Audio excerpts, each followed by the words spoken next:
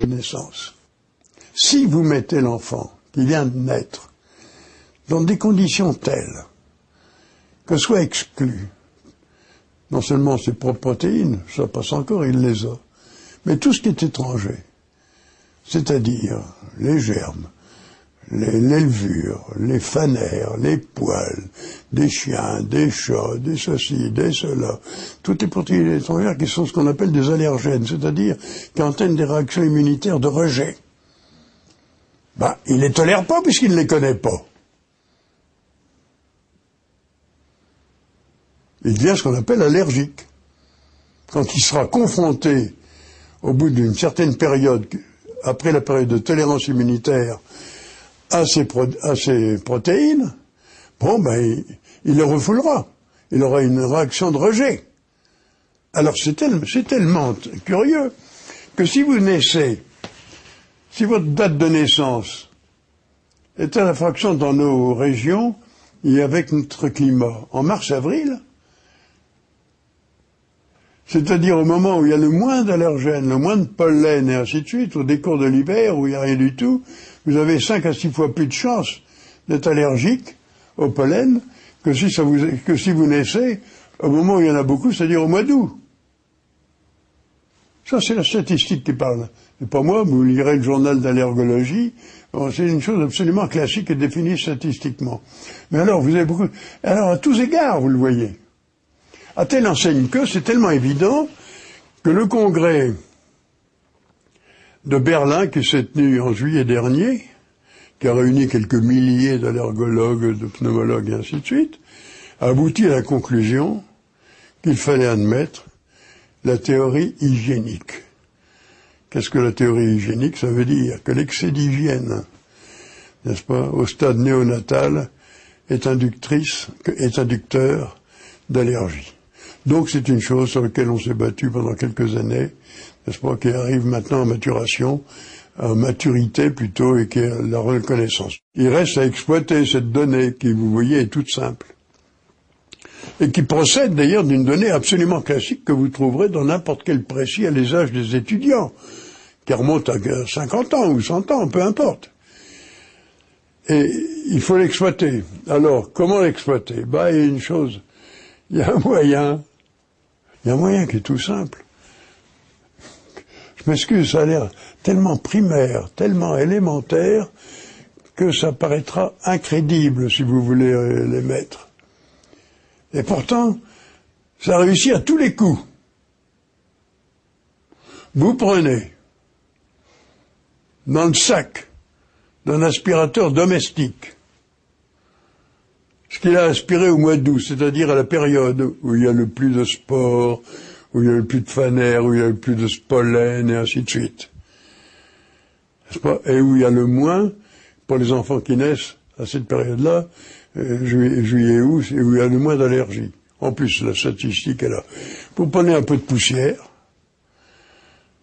vous la mélangez à du pollen acheté dans le commerce, différents pollens, ça se fait chez l'épicier du coin ou n'importe. Enfin, vous la mélangez, et au-dessus du berceau de l'enfant, vous prenez une pincée de ce petit mélange, vous soufflez au-dessus du berceau, vous saluez la mère, puis vous partez et ça suffit. Parce que l'enfant va reconnaître des substances qu'il va tolérer définitivement et pour le restant de ses jours. Je vais vous dire un exemple personnel. Moi, je suis allergique. Ma femme est aussi allergique. Elle a été désensibilisée pendant 20 ans. J'ai des gendres qui sont allergiques. Mais au dernier degré. L'un ne peut pas... Il ne peut pas traverser au moment des foins ou ainsi de suite sans avoir un véritable édème comme un lapin myxédémateux. L'autre, c'est encore pire, puisqu'étant tout petit, vers 4 ou 5 ans, il a fallu l'envoyer dans les Pyrénées tellement il était allergique, ainsi de suite. Tous les géniteurs, si vous voulez, en amont, sont tous frappés. J'ai des petits-enfants, j'en ai plus de 10, j'en ai 12, 13, enfin peu importe. Aucun n'est asthmatique, aucun n'est allergique. C'est personnel, mais je peux vous dire ça parce que c'est personnel. Je pourrais prendre un autre exemple de familles proches ou ceci ou cela qui ont procédé. Et le système est d'une simplicité élémentaire. Ça paraît tellement élémentaire que ce n'est pas crédible. Ensuite, ça coûte pas un sou. Et ça, c'est bien dommage, parce que ça serait il y a longtemps que ce serait introduit. N'est-ce pas? Si ça avait un intérêt économique, ça n'a aucun intérêt économique.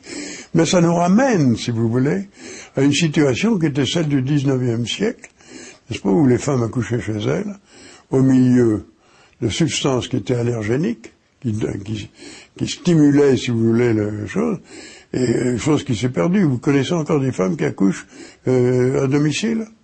Bon, hein, elles accouchent toutes en clinique.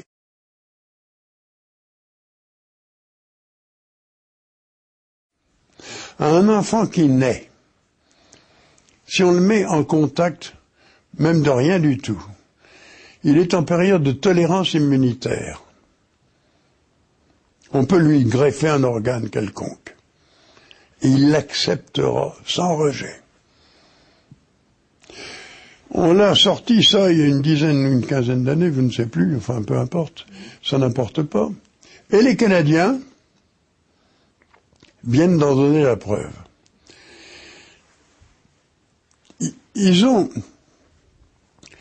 transféré des enfants naissants, ils ont fait des greffes, tenez-vous bien, pas de n'importe quel tissu, des greffes de cœur. C'est pas rien comme tissu, hein, greffer un cœur chez un enfant qui naît.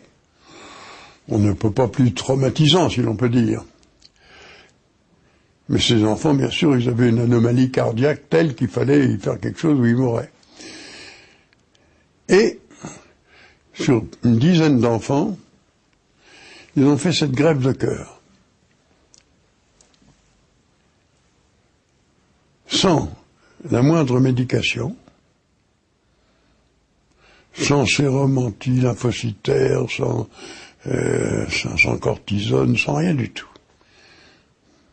Et ils ont attendu 10 ans pour le rendre public, ce qu'ils viennent de faire, il y a 1 an. Ces enfants jouent au football. Ils tolèrent parfaitement un cœur qui n'est pas le leur.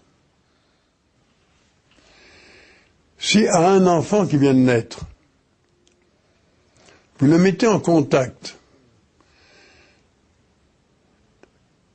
avec le sang d'un donneur potentiel, quel qu'il soit, familial si c'est possible, ou n'importe quoi du quartier, ou ceci, cela, il devient tolérant par la fin de ses jours, jusqu'à la fin de ses jours, de dons émanant de ces individus donneurs. Et c'est rien du tout, ça. C'est une extension, si vous voulez, du principe de la tolérance immunitaire postnatale. D'accord. Donc on lui injecte du sang d'un individu ou de 10 individus? Mais du sang mélangé de 10, 20 ou 30 individus qui sont volontaires, de la famille ou pas de la famille, du cousin, de la cousine ou peu importe, n'est-ce pas? Une infime partie, pourvu qu'il y ait contact et reconnaissance, c'est tout. Vous n'êtes pas obligé de faire 400 cm3, c'est pas une transfusion sanguine. N'est-ce pas? Pas plus que quand il inhale de pollen, il n'est pas obligé d'inhaler 1 kilo de pollen. Il suffit qu'il inhale le pollen du cerisier de son jardin, 1 millième de milligramme ou 1 centième de milligramme, puis ça suffit. Il a reconnu, vous comprenez? C'est une extension du même principe de la tolérance immunitaire postnatale. D'accord. Vous voyez l'ouverture que ça présente. Le ministre en est conscient, il a demandé pour en faire, quel est son terme, bon usage. Voilà ce qu'il dit, le ministre. Monsieur, je l'ai transmis, votre courrier du 27 janvier a retenu toute mon attention. Je l'ai transmis sans retard au professeur Philippe Amouyel, directeur scientifique de l'Institut de la longévité, pour qu'il en prenne connaissance et en fasse bon usage. Je vous prie de recevoir, monsieur, l'expression de mes sentiments les meilleurs, Schwarzenberg.